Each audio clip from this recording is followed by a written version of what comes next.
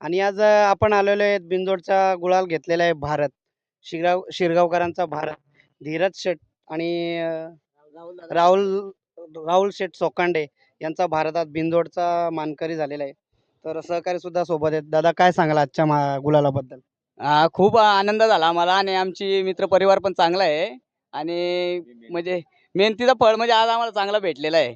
कारण आज परत आपल्या गाड्या म्हणजे अशा पडत नाही कुठल्या, अशा गुलालातच आहे. आणि आजची पण गाडी आपले मित्र आहेत ना, राहुल पिरकर, त्यांच्या याच्याने आपलं म्हणजे चांगला भारत आज चांगला पळाला. कारण मागील काळामध्ये भारत खूप संघर्ष करत होता आणि जेव्हा तुमच्याकडं भारत आला आणि गुलाल प्राप्त होत राहिला, काय सांगाल त्याच्याबद्दल? काय झालं माहिती आहे का, उंबरविड्याचं मैदान आहे ना, तिथं भारतच्या पळाला लागलेला तर 10 टाके पडलेले. 8-10 महिने असा बसून होता भारत. तर भरपूर म्हणजे आराम केला त्यांनी. त्याच्यानंतर भरपूर मेहनत घेतली आणि दादांचा आशीर्वाद, राहुल दादांनी, धीरज दादांचं चांगलं म्हणजे सहकार्य लाभलं आपल्याला. तर कारण धीरज शेठ आणि राहुल शेठ हे तुमच्यावर खूप विश्वास ठेवला आणि बैलाला तुमच्याकडं जेव्हा नियोजनासाठी पाठवला त्यानंतर बरेचशा लोकांनी ट्रोल केला की भारत संपला, भारत संपला. पण आज भारतने करून दाखवलं. हो ना, ते जे बोलत होते ना, भारत पळणार नाही, भारत पळणार नाही, त्यांच्यासाठी तर डायरेक्ट ओपन चॅलेंज करतो आम्ही का ते कधी मैदानात उतरावा, आमच्याशी कधी खेळावं. कायम बघा बघा मित्रांनो, सहकारी सुद्धा बोलत आहेत. बोल दादा बोला. कायम आपला बॅनर पण असतो आणि काही लोकांमध्ये असे दावणीला बैल आणून पण घेऊन गेले अड्ड्यामधनं का भारत बोलतो पळत नाही काय नाही. तर बोललो जाऊ दे, आपला पळत नाही आपला राहू दे. तर आपण थोडे पैऱ्यामध्ये मार खाल्ला. आता त्या दादांचा आपल्याला पैरा भेटला, तो पण गरीबाचाच आहे, आपला पण गरीबाचा आहे. तर आज भारतने घाटावर सुद्धा एक घाट गाजवून दाखवलेला आहे. कारण 3 फेऱ्यामध्ये सुद्धा भारतने खूप चांगलं असं नाव केलेलं आहे. काय सांगाल? ते ते काय त्यांचे नशिबार्थ होता आणि ते काय आपल्या गरिबांचंच आहे. आता त्याने आदतमध्येच तेवढा गाजवून ठेवलाय. तर आता हे बोलत होते, बोलतो भारत संपला संपला. ते आता काय त्यांना बोलून फायदा नाही. बघा मित्रांनो, दादांना सुद्धा विचारूया. दादा त्यांना काय संदेश द्याल? कारण ते तर बोलत होते की भारत आता बॅकफूटला गेलेला आहे. आता सध्या पैऱ्याच्या खूप अडचणी येत होत्या. त्यांना काय संदेश द्याल? पैरे काय आता आपल्याला आपल्या गरीब मित्रांचेच भरपूर साथ आहे आपल्याला आणि पैरे तर भरपूर येतात. पण जे गरिबांचे बैल आहेत ना, आपण पण गरीब आहे, असं नाही का आपण श्रीमंत आहे. पण गरिबाची बैलच वरती यावी आणि जे बोलत होते ना का भारत संपला, मागे गेला, त्यांच्यासाठी तर ओपन चॅलेंज आहे आता. का कधी पण आमच्याशी खेळावा, कुठल्या पण अड्ड्यात खेळावा. आम्ही तयार आहेत. बघा मित्रांनो, आज धीरज शेठ आणि राहुल शेठने जो त्यांच्यावर विश्वास दाखवला होता, आज तो खरोखरच त्यांनी घडवून दाखवलेला आहे.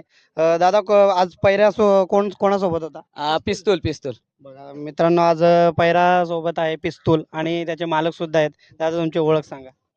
माझं नाव रुपेश तानाजी पिरकर, भुतिलवाडीचा. काय सांगाल आज पिस्तूल आणि भारत A1 जोडी पळाली? खूप सुंदर अशी गाडी पळाली आणि या गाडीचं नियोजन राहुल पिरकर आणि तसंच पिस्तूल ग्रुप भुतिलवाडी या पोरांनी केलं. त्यांनी मला सांगितले की दारूवाल्यांचा म्हणजे भारत बैल आहे, त्याच्यासोबत आपण गाडी पळू. तर मी पण लगेच होकार दिला का पळू आपण एक वेळा आणि खूप सुंदर गाडी पळाली. भारत तर A1 जोडी आहे. भारत बाजी एक नामवंत जोडी पळत होती उंबरवेड्यामध्ये आणि आज पिस्तूलने सुद्धा तसंच करून दाखवलं. करून दाखवलं. पिस्तूल बैल हा असा आहे की सतत म्हणजे घेतल्यापासून 3 वर्ष सतत गुलालात आहे. म्हणजे या बैलाने आम्हाला आजपर्यंत कधीच नाराज नाही केलं. आज तुमच्यासोबत सहकारी सुद्धा आहेत. लहान लहान सहकारी आहेत, मोठे सहकारी आहेत. काय सांगाल त्यांच्याबद्दल? त्यांच्याबद्दल बोलायला गेलं तर ते नेहमी आम्हाला सहकार्य करतात, सपोर्ट करतात. पैऱ्याविषयी असो किंवा बैलाविषयी असो, खूप सुंदर असं नियोजन आणि त्यांच्या सपोर्टमुळेच हा बैल पुढे पुढे जाईल.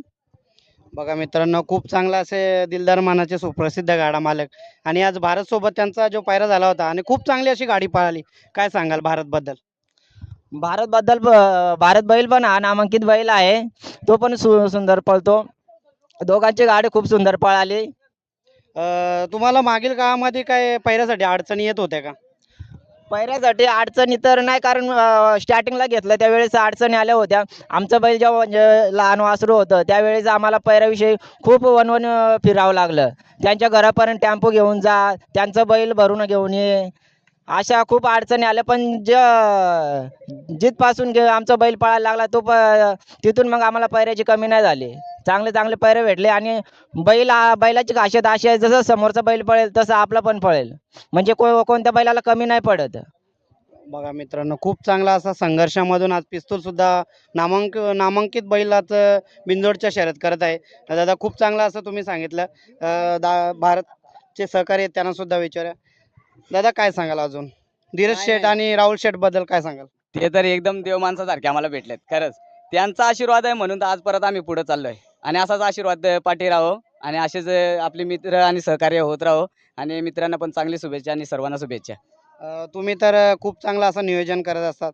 कारण नियोजनाचे बादशाह आमचे कुमार शेठ आहेत हा का. कुमार शेठला सुद्धा विचारूया. कारण धीरज शेठ आणि राहुल शेठ खूप तुमच्यावर विश्वास ठेवून नियोजनाचा बादशाह म्हणून तुमची एक ओळख करून दिली. काय सांगाल? काय नाही आता त्यांचा आपल्या विश्वास होता म्हणून आपण पण हे केला.